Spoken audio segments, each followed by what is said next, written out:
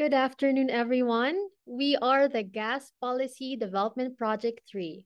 It's a pleasure to see you all here for our online lecture on the economic impact of liquefied natural gas importation in the Philippines. Thank you to all our participants here on Zoom. Please ensure your display name includes both your name and your affiliation.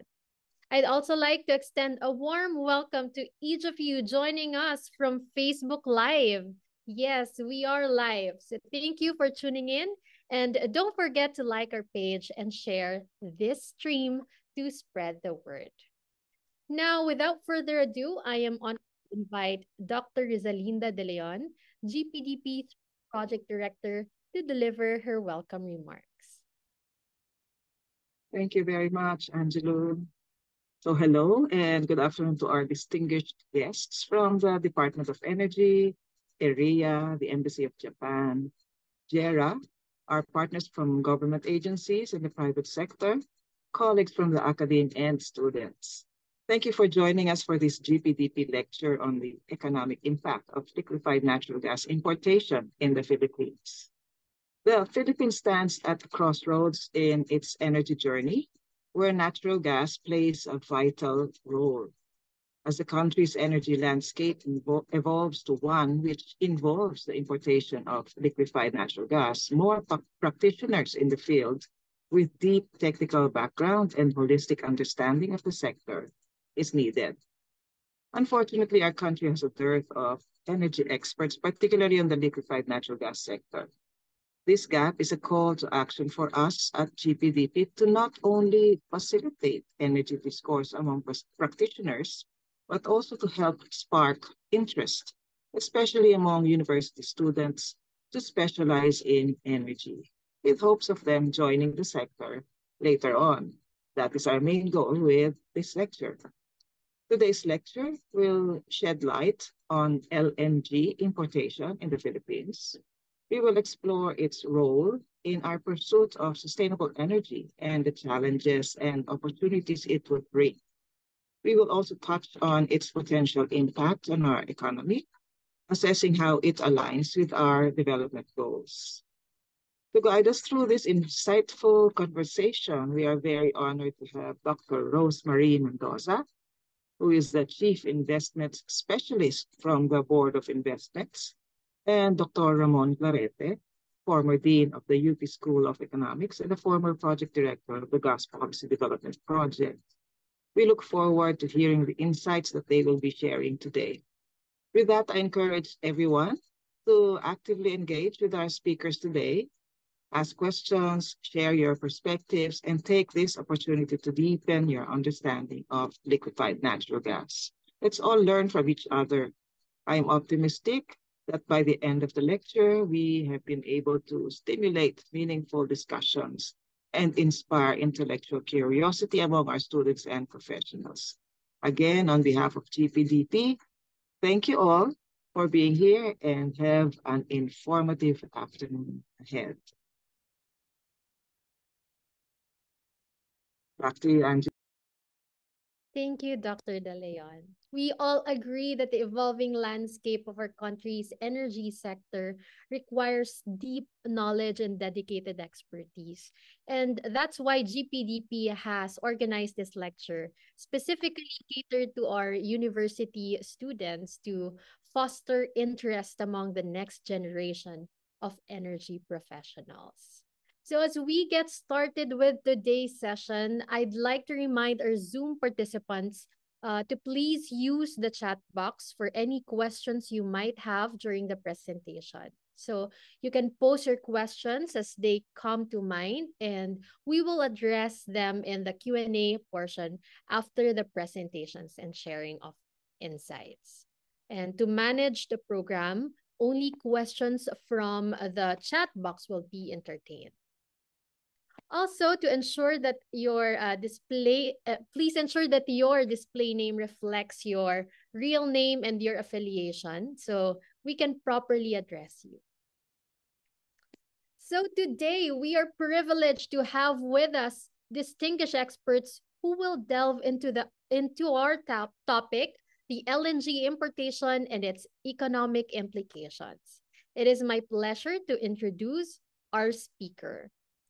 Leading our session is Dr. Rosemary Mendoza, Chief Investment Specialist at the Resource Based Industry Service Energy Division of the Board of Investments. An accomplished researcher and academic, Dr. Mendoza was a visiting research fellow at the Chia Nan University of Pharmacy and Science in Taiwan in 2010 and has significantly contributed to a large body of academic literature on electrodialysis, renewable energy, and environmental and chemical engineering. She is also a professor at the Adamson University Graduate School at the Engineering Department since 2006. Dr. Mendoza obtained her PhD in chemical engineering at the University of the Philippines, Diliman in 2013. Originally set to join us as our discussant was Dr. Ramon Clarete, former project director of GPDP's Phase 1 and former dean of the UP School of Economics. Unfortunately, due to unforeseen circumstances, Dr. Clarete is unable to join us today. However, he has shared his insights with us and we'll read it later on. So please join me in warmly welcoming Dr. Rosemary Mendoza. Let's give her a round of applause.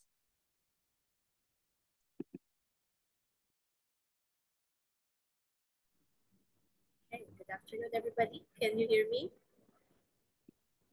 Yes, Dr. Mendoza. Yes, thank you so much. And yes, without further ado, I would like to introduce myself again. I am Dr. Rosemary Mendoza, the Chief Investment Specialist of the Energy Division of the Resource Based Industry Service of the Board of Investments. And I would like to start now my talk, next slide please, with an update on the Philippine natural gas industry. So our topic today will be comprised of course, a short intro on the liquefied natural gas, and then the Philippine energy landscape overall. Then we go to the Philippine natural gas industry, the outlook, our current developments and programs on the liquefied natural gas industry, as well as the incentives on investments and the takeaways. So start by just like having the basics of natural gas, the liquefied natural gas or its properties. And natural gas is one of the three major types of fossil fuels, which is coal, oil, and of course our natural gas. It is naturally occurring hydrocarbon gas mixture consisting primarily of methane with other hydrocarbons, of course, carbon dioxide, nitrogen, and nitrogen sulfide. And from the word itself, liquefied natural gas is in liquid form. So it is normally stored at just above negative 260 degrees Fahrenheit or negative 160 degrees Fahrenheit, and its volume is actually reduced approximately from 600 to 1 in the liquid form. So LNG is a clear, colorless, odorless liquid with a density of less than half of the density of water. It is non-toxic, non-corrosive, and leaves no residue when spilled. And again, it is classified as the cleanest, safest, and most efficient of fuel fossil fuels. Okay? Next slide. So it is the cleanest fuel because if we will be looking into the comparative analysis with regards to it to other fuel sources, the liquefied natural gases resulting combustion pollutants are actually in terms of only one molecule of methane and two molecules of water, which is relatively very, very low if we try to compare it with coal. Similarly with industrial fuel, diesel, and even gasoline, and its most strict competitive is LPG. And it is classified as the same as fuel because among the fossil fuels, natural gas is actually the hardest to ignite because of the conditions that must be met. So there is a specific condition for this particular type of fuel to be put into ignition. So it is in case in terms of temperature, you have to have a temperature of higher than 537 degrees Celsius. Imagine that in order to support ignition. And if it's mixed with air, it should be in a composition at around not lower than 5%, but not greater than 15% air in order for it to exceed its flammability limits. So there is really this particular composition and condition for the liquefied natural gas to combust, making it the same as fuel of all the conventional fuels that we know. Next slide, please. And again, it is actually characterized also the most efficient fuel because of all its traditional fuel counterparts. The liquefied natural gas has the highest heating value at around 23,732 British thermal units per pound, or its equivalent 55.2 millijoules per kilogram. Meaning to say again that LNG has the highest heating value among other fuels, making it the most efficient fuel when we actually try to combust it or allow it to proceed into the combustion process. Next slide. So now with regards to the Philippine energy landscape, our power and electricity is actually being distributed by the grid. And the distribution of electricity by the grid is actually supported by several power plants. In this case, we classified the first type of power plant to be the baseload power plants. So these are the plants that actually can generate dependable power to consistently meet the demand. And then they produce continuous, reliable, and efficient power at low cost. And they run 24/7 throughout the year, except in cases of repairs or scheduled maintenance. So these are the types of power plants that basically caters to the demand, the actual demand of the country in terms of power and electricity. But in some cases, that this particular demand shoots up, or it doesn't go as expected based on the average data, then we have other power plants that needs to work on in order for this particular excess loads to be satisfied or to be complied. And these are actually the next slide, please. The next type of power plant is what we call the intermediate load plants, which actually fill the gap between the base load and the peaking plants. So the intermediate load plants are characteristically larger than the peaking plants and characteristically higher in terms of construction costs, but they basically run more efficiently as that of the peaking plants. So within the Philippines, the intermediate load plants are actually being catered by our liquefied natural gas or natural gas. So the three intermediate load plants, all located in Batangas, the 1,060 megawatts Santa Rita natural gas power plant, the 1,200 megawatt Iligan natural gas power plant, and the 500 megawatt San Lorenzo natural gas power plant, which are intermediate load plants, are all located in Batangas. And the next type of the power plant, next slide please. And the next type is what we call the peak load plants. So these are the plants that provide power during peak system demand period, and they have higher responsiveness to changes in electrical demand and can be started up relatively quickly. So one classic example are the hydroelectric power plants. On the other hand, they are very expensive to operate, and relative to the amount of power they produce, so they produce little power in relation to the investment cost, and the cost of fuel to power them is also another issue to address in terms of peak load plants. And currently, we have three peak load plants. Number one is in the 160 megawatt Subic diesel power plant, of course, located in Subic, and then we have the 360 megawatt power plant in Isabel, and the 755 megawatt Subic hydroelectric power plant in Calayan. So this is how electricity and power is being understood and distributed in the country.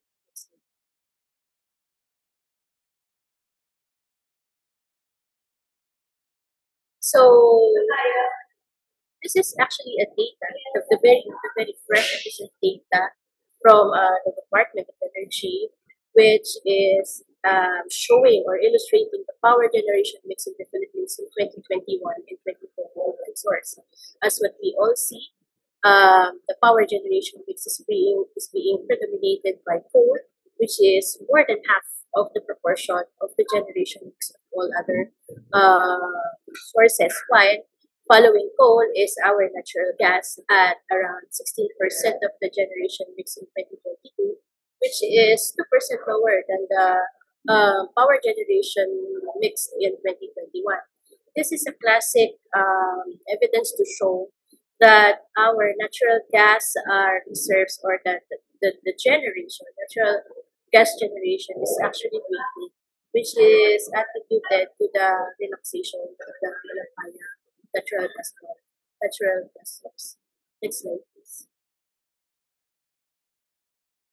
So with respect to the total generation and total capacity, second to coal, as what we can see, natural gas has an installed capacity of about 3,732 megawatts, which is about 32% of the total installed capacity in the country.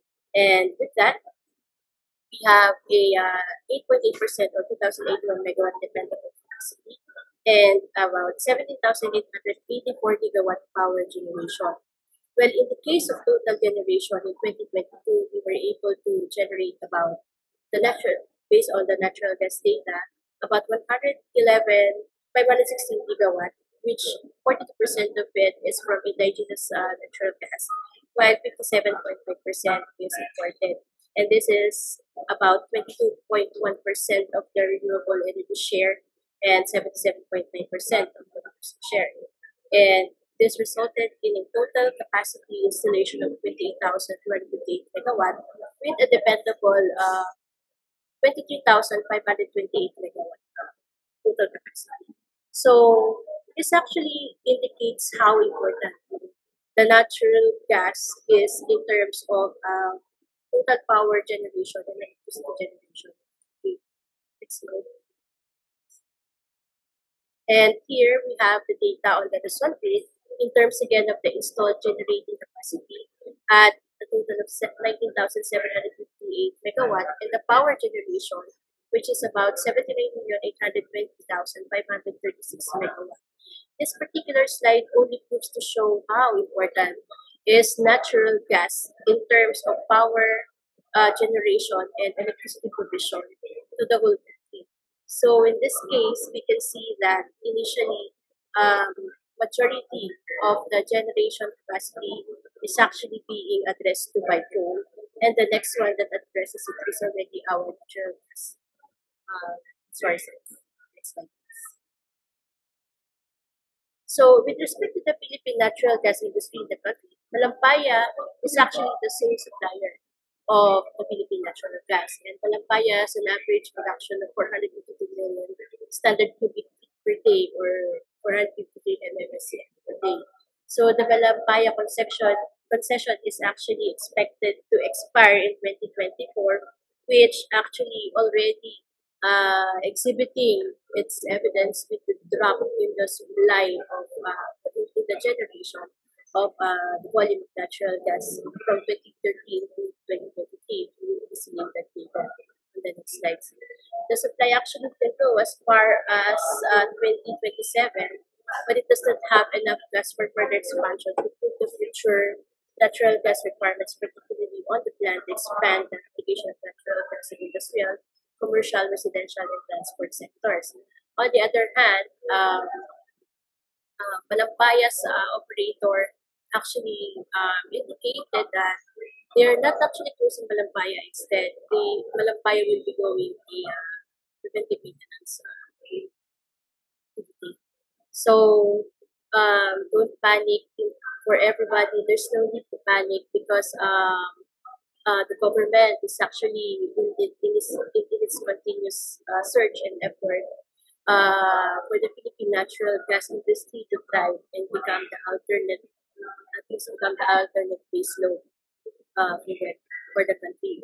So there's no existing indigenous replacement for natural gas supply, and on the other hand, we already have again existing natural gas fired power plants in the country. So as mentioned in the previous slide or in the previous presentations, we already have 3 intermediate plants in operation currently: the Santa Rita, the San Lorenzo, and the Iligan combined cycle power plants. But in 2022, Iligan actually ceased its operation due to the expiration of its gas sales and purchase agreement. On the other hand, this is being addressed too by the different private and government sectors so as not to totally disrupt the natural gas supply of the country. And in addition to that, we have several additional combined cycle power plant in active, pre, and full operation today. We have the 414 megawatt San Gabriel power plant also in Batangas and the 97 megawatt Avion power plant. Next slide. So here is actually the most recent data in terms of the total volume of gas produced in the Philippines from 2013 to 2023 in a billion standard cubic feet. And as what you can see, there is actually again a dwindling total volume of natural production or natural gas production or generation in the Philippines, with its lowest being recorded in 2023 at only about 45.8 million standard cubic feet. Again, this is attributed to the relaxation of the Malampaya project. And again, you can see that the reduction is actually has been experienced by the country since 2020, which is definitely predicted way back, again, because of the relaxation of the Malampaya gas facility. Next slide, please. So this is now the cost comparison of the liquefied natural gas and in terms of other countries, qualities than other alternatives. Okay, but these particular prices are actually gathered before the Russia-Ukraine conflict, and that's what we can see as compared to Japan, China, and Korea. Our Malampaya gas is actually a bit expensive at 4.67 per kilowatt hour in 2018, and it did increase in 2022 at 4.72 kilowatt hour. But if we would be actually trying to compare it with our coal, which is of course a bit higher at 5.49 per kilowatt hour or 4.6 diesel and then renewables, the price of the Malampaya gas is actually still very competitive when we talk about Philippine owned diesel and renewables. But still, this is very high if we try to compare it with with the other countries around. The other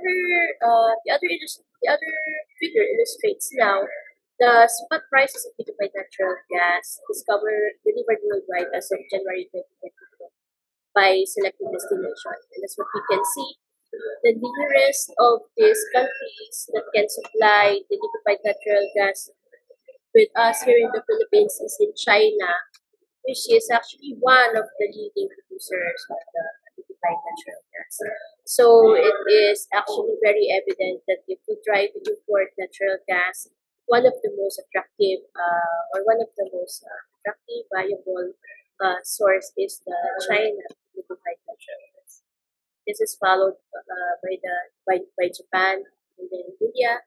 Then we have the others in the Latin American region of Argentina, Brazil, and Spain, and of course UK. Next slide, please. So these are the types of the Philippine liquefied natural gas liquefied natural gas facility that we can find in the country. We have the floating storage regasification unit, which is actually being proved to be one of the most suitable type of facility that we can also have here in the Philippines. And then, of course, the offshore wind liquefied natural gas facility, which is actually can accommodate large and small scale LNG import and export. So these are actually the two types of facilities here in the Philippines that we are eyeing once we try to import liquefied natural gas. On the other hand, we have to wait for around 36 months to 40 months before these particular facilities render full operation. So in this case, there is a need for the country to basically intensify investment promotion until such time that this particular receiving facilities at least become in full operation. So we have to wait for 3 years for this facility for FSRU. If we have an onshore facility, we have to wait a bit longer because this one takes about 40 months for the design and construction after. Next slide, please. So what is now the positioning of the country in terms of this issue on the liquefied natural gas? This has been one of the hottest topics, particularly both in the Senate and the Congress, and how are we going to address this particular problem? So the Board of Investment actually has this general positioning strategy for the Philippines to be the regional hub for globally competitive, innovative, and sustainably driven industries. And in order to achieve this particular goal, we have set the priority sectors in terms of EVs, high-tech light manufacturing, electronics and semiconductor, green metals, high-tech agriculture. Of course, we have the renewable energy, data centers, and telco infrastructures. Why? Because we have three reasons. We have the youngest and the talented workforce here in the country. We are rich in relevant natural resources. And of course, our location is very much ideal for this particular type of businesses. Next slide, please. So this is actually one of the most important slides that we wanted to audience to remember, because in order to build and develop and improve the natural gas industry in the country, we have to build more infrastructure in terms of importation of liquefied natural gas. What we need are actually the source facilities, transmission pipelines towards the operators. Setting up a onshore storage setting up an onshore storage facility here in the country, definitely you must have a liquefied natural gas terminal, and then of course the pipelines and the other nodes of this particular value chain towards a new domestic new domestic gas fields. So in this case, we are actually encouraging investments on building infrastructure for liquefied natural gas in preparation for this intensified importation. Next slide, please. Another project or current developments in the LNG industry is, of course, advocating to increase the utilization of natural gas. Basically, this is to expand the source, expand market development, develop critical infrastructures, establish private-public partnership for better public reception, and of course, capacity building to train people to manage the industry. Next slide. Pipeline also, of course, is the necessity of liquefied natural gas importation. And this is because in the short term, Philippines has no sufficient supply of natural gas from Manampaya. So the next best scenario is to basically import this liquefied natural gas from neighboring country. And in this case, importation doesn't actually harm the supply chain, because there is actually a adequate global supply of liquefied natural gas, and Luzon might initially only require about 5 metric ton per annum of liquefied natural gas for the existing 3,200 megawatt gas power plants. Next slide, please. So I need to make it short now. Here is the most important slide also that you need to remember, because the government, particularly the Board of Investment, is actually advocating for an intensified industry development. And the Strategic Investments Priority Plan is the country's investment plan containing the list of priority activities for investment promotion and facilitation, and supported through fiscal and non-fiscal incentives as provided by the law. So the SIPP actually qualifies LNG storage and regasification facility, and this must cover the establishment and operation of natural gas storage and regasification facilities in accordance with relevant Philippine natural standards. And LNG regasification plants must that are located on land and or floating barges. So in this case, in order for this particular investments to basically qualify for incentives, they should at least build an LNG storage and regasification facility.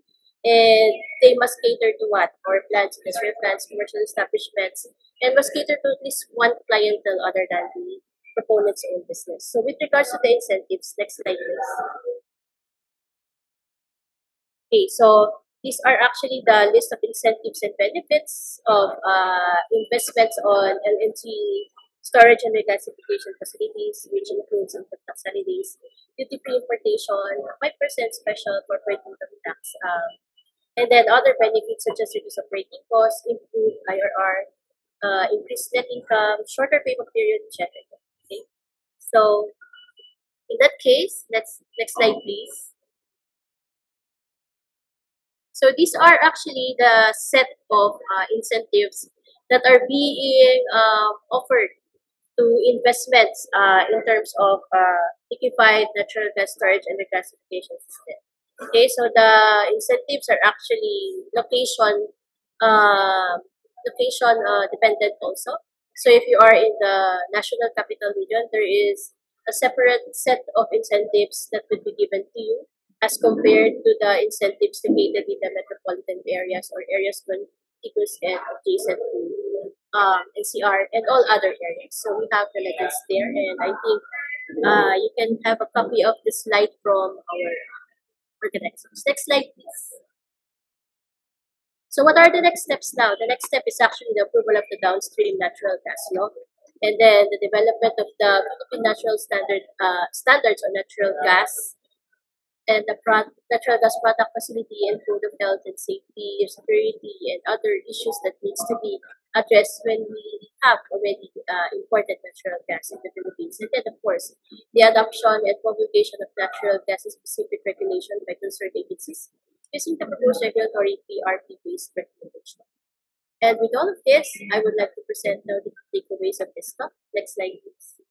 That, number one, the Philippine liquefied natural gas market is a very volatile market due to the direct influence of geopolitical issues. The prices of the liquefied natural gas tends to fluctuate based on what's happening globally. One classic example is the Russian-Ukraine war that basically affected a lot of natural gas importations in the globe. And then the current liquefied natural gas importation is not yet used to supply electricity here in the Philippines or power the community. Rather, it is used for the commissioning and testing activities of the liquefied natural gas terminal and power plants. So if you're actually asking, are we importing? Yes, but basically it's not yet used for community electricity and power distribution. Next, the liquefied natural gas importation will have a significant impact on the country's economy in terms of energy security, which will result in several key economic advantages. And I think you now is having an idea what are these economic advantages. And the next key takeaway is we have to regulate this particular practice because proper legislations must be lodged to regulate the importation of the liquefied natural gas to open a more dynamic and fair natural gas market.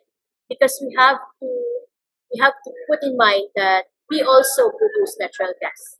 There should be a very good proportion with respect to the imported and the indigenous natural gas production. And last is preference to local and domestic supply must be enforced to maximize the economic benefit of allowing such importation. Okay? So I think this is the end of my talk, and thank you so much for listening.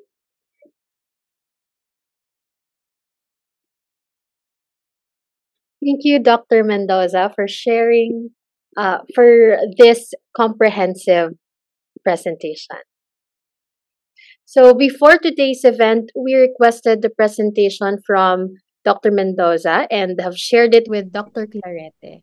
Although Dr. Clarete couldn't be here, he was able to review it and has provided his insights on the presentation, which I will now share. So according to Dr.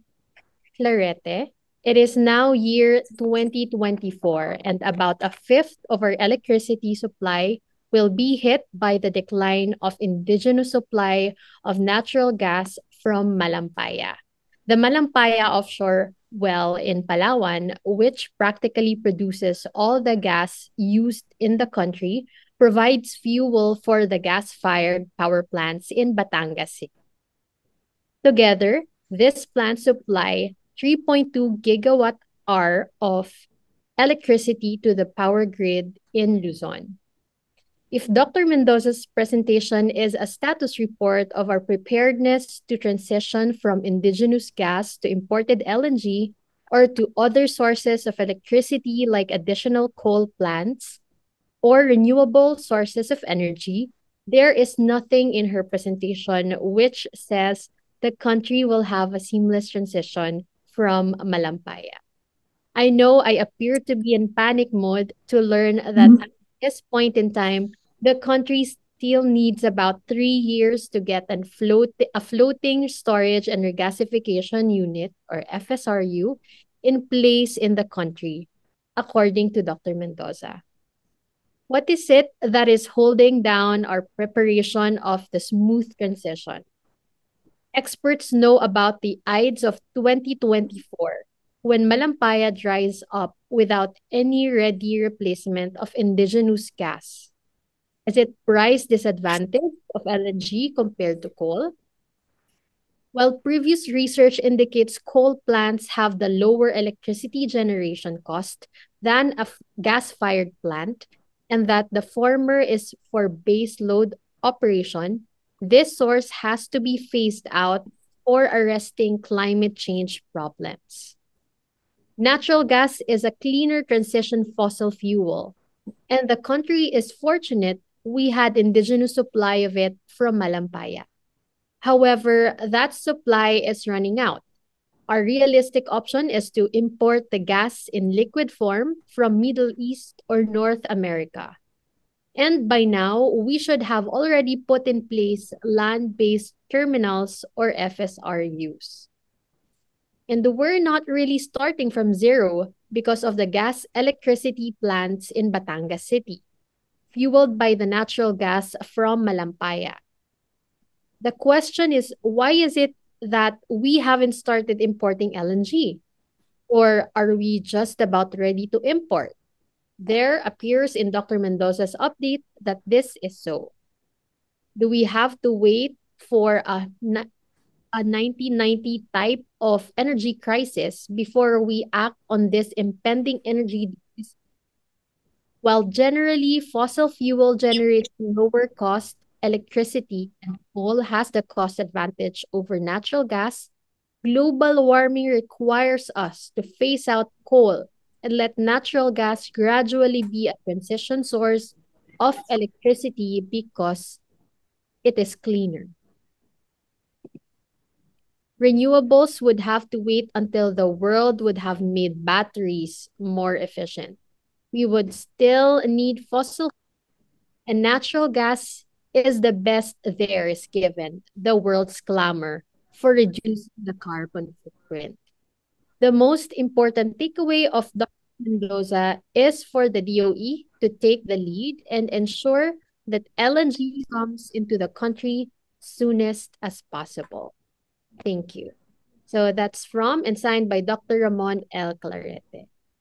Dr. Mendoza, would you like to respond to any of Dr. Clarete's points? Or Yes, very any? much comprehensive also and very informative of Dr. Clarete's comments. And in this case, yes, also with regards to the running out of supply of Manapaya, but it's not actually new for Dr. Clarete's planning, because not only Dr. Clarete is panicking on the closing of Manampaya, but basically a lot of people.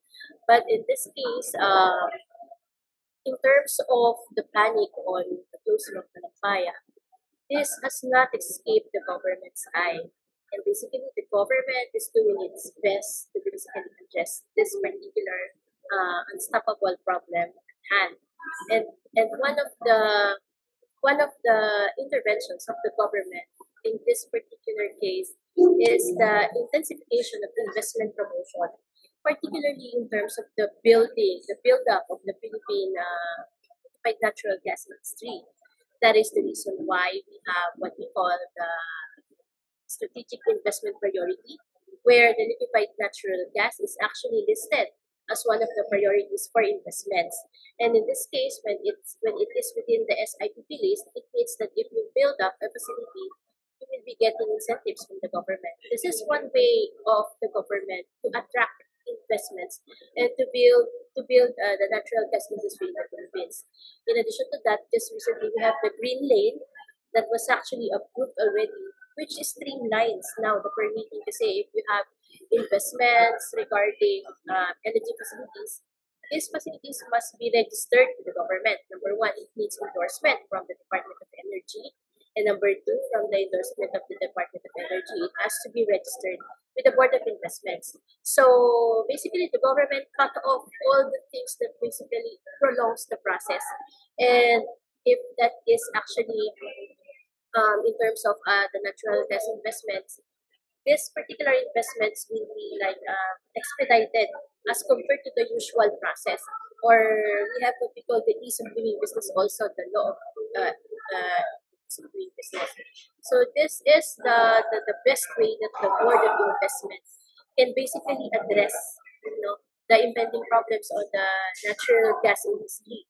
And of course, again, agree with Dr. Clarete there that the push is really for the Department of Energy to basically try to, initiate and take all the first steps and become the forerunner in the building of the Philippine natural gas industry.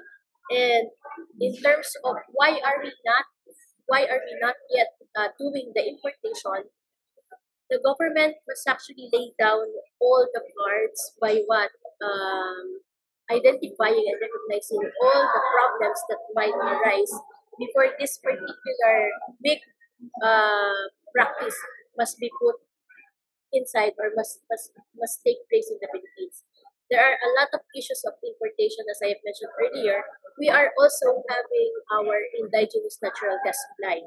So the government must put into consideration what happens to our indigenous gas supply if imported liquefied natural gas coming in at a cheaper price. So we have to defend our localized products also.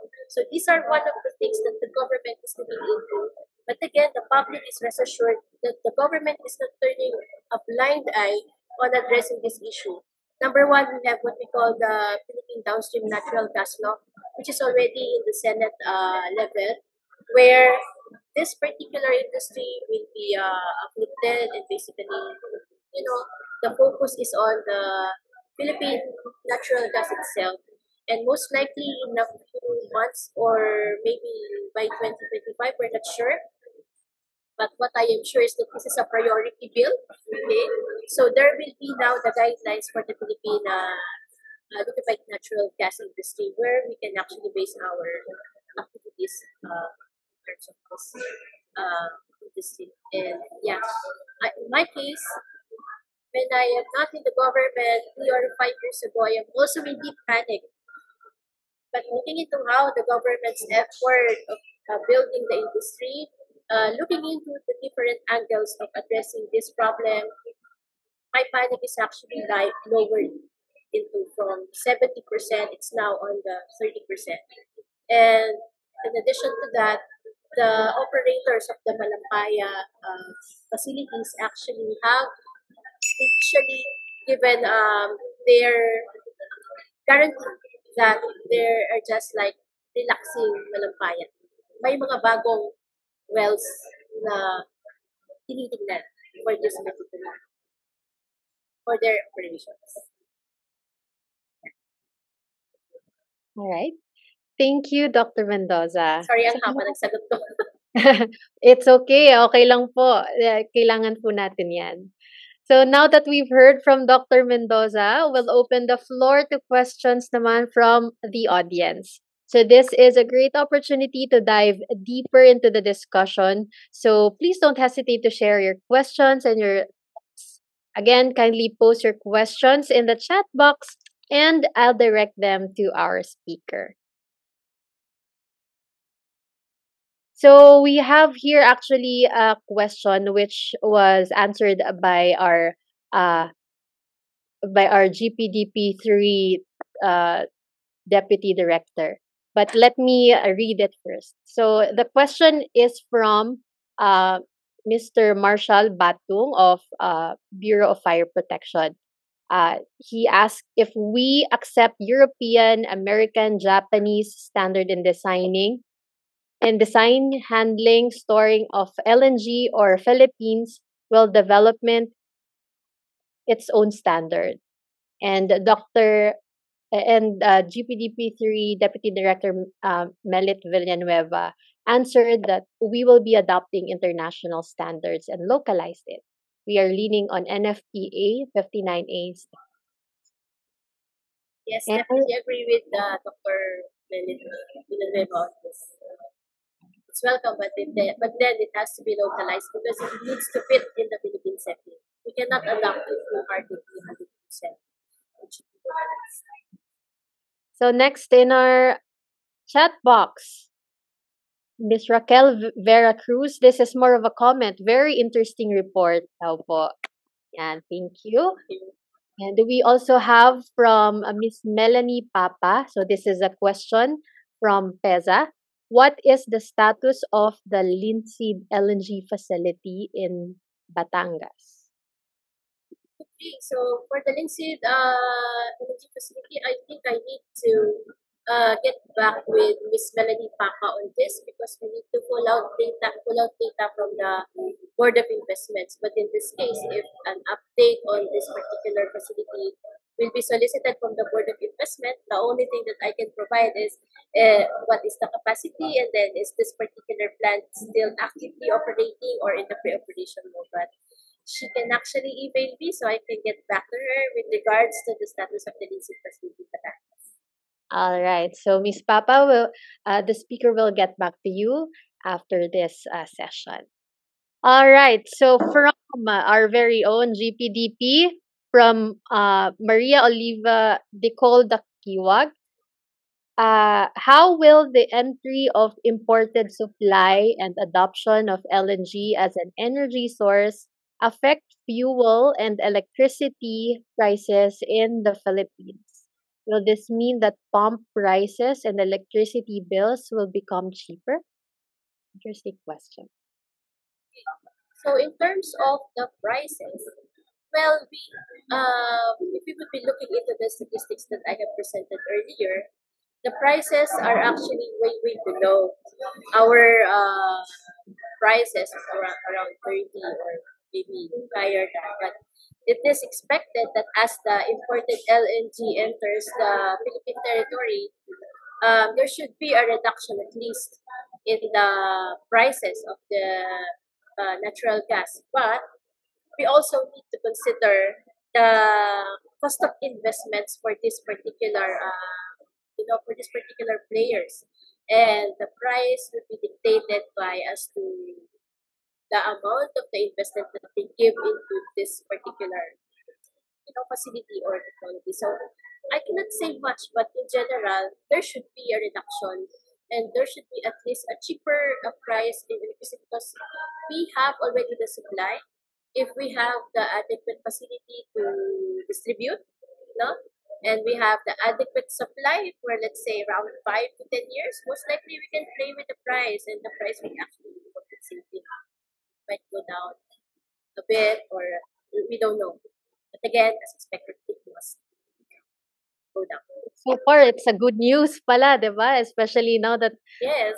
merong balita na energy, yung electricity natin ay tumataas. So with this, we can lower price.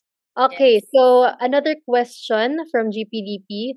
How would LNG benefit off-grid locations and or communities which remain without access to electricity?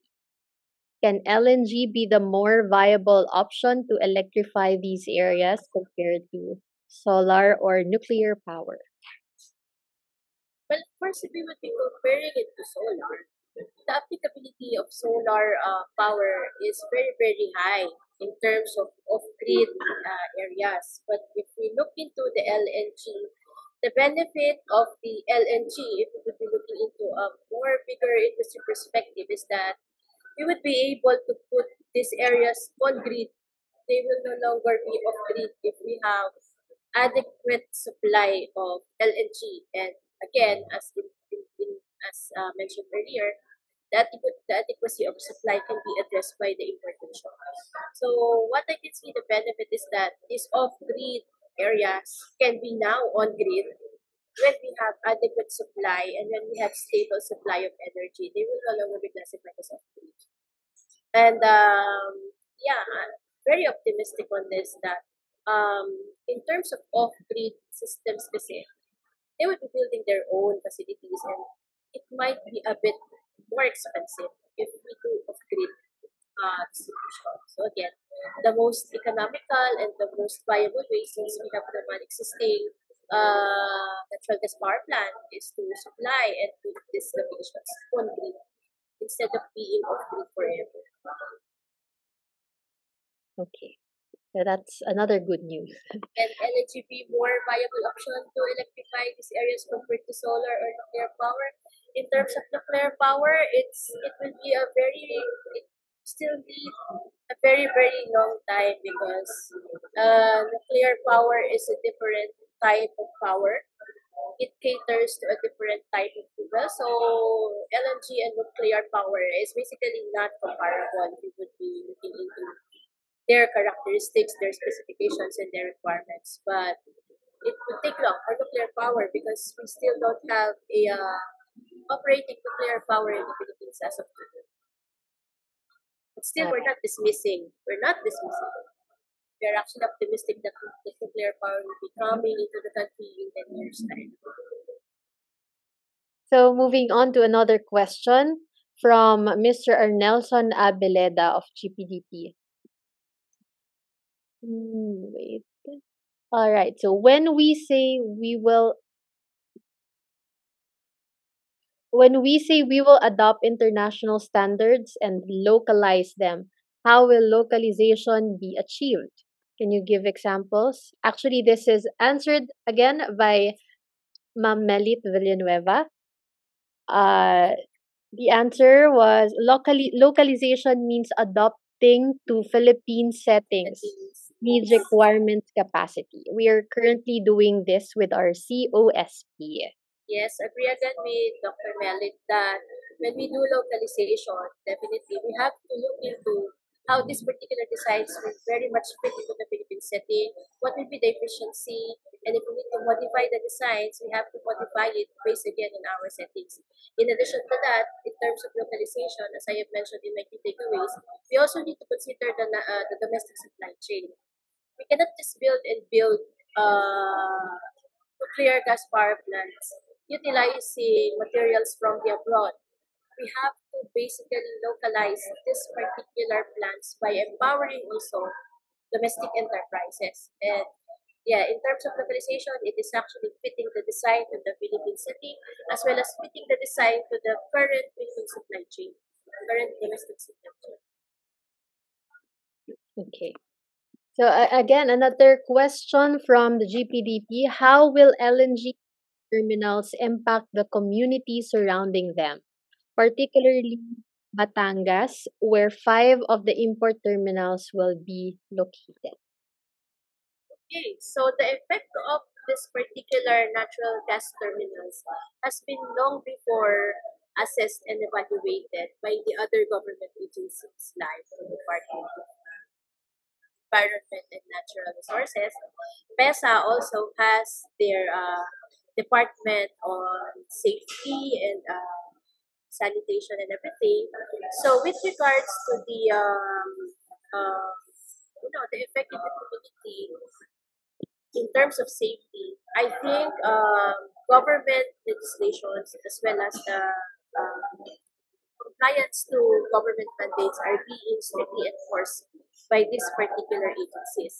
If we look into the social economic benefit of LNG terminals, well, it is very evident that when we build this particular terminals within that particular area, there will be actually a certain percentage of unemployment rate that will be addressed, which would lead to what we call na socio-economic benefit in the community. So the community that usually, let's say they have 9% unemployment rate, when an LNG importation or an LNG terminal is there, they will be needing manpower, operators of this and that, and administrative personnel. This will be all local. If there will be foreign, very minimal in percentage. So again, socioeconomic benefit would actually basically what we are looking into when we look into the effects of the community and also the environmental effects in the community. Socioeconomic benefit without the one. Economic benefit, local revenue, diba? Mataas. So, yun. Sunod naman, chain reaction. terms of benefits. All right. Thank you, Dr. Mendoza, for that. So, for the interest of time, could we accommodate one more question from the chat box? So, the last question would from the chat box would be from Dr. Donamel Saiyari of DOST ITDI. So he said, "Thank you for your very interesting presentation, Dr. Mendoza. Zamboanga Peninsula is currently experiencing intermittent power interruptions. I look forward that LNG may address its power shortage concern. May we know the LNG roadmap adoption timeline for our country?" So the LNG roadmap adoption timeline in the country has yet to be identified. But basically, mag-i-start na yan sa uh, guidelines for the Philippine liquefied natural gas industry. From these guidelines, di ba, the roadmap will be then drawn. But in general, the liquefied natural gas roadmap is actually riding on the energy roadmap of the Philippines. Philippine energy roadmap. All right. So for the very last question na po. Okay, given that today's lecture is mainly for university students, should some of them here want to take up research on natural gas or LNG, what areas or topics would you recommend that will be worthwhile to explore or look into? Well, if you will be asking me as a chemical engineer, I would be basically advising the most innovative, optimal technology for the utilization of natural gas as a fuel for electricity and power. Also, we can look into what the optimum way of regasification with constraints on cost and time. Okay, yeah. So there are really a lot of avenues to work into when you look into the natural gas research. We can also focus on policies because, as what we all know, there is no smooth transition on everything. And with this transition, the only way that we can address the rugged edges is through polishing it through legislations. They can look into those areas, policies, technology, and then yeah, and other facilities, ancillary facilities.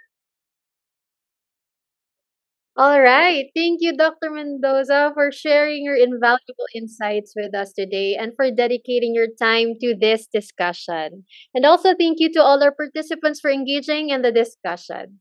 So, a huge thanks to you all, to Dr. Mendoza, to Dr. Clarete, to partners from various government agencies and the private sector, and of course, to our student participants. This session has been highly informative, and we hope it has enhanced your understanding of the challenges and opportunities in LNG importation. Have a wonderful day, everyone. Thank you.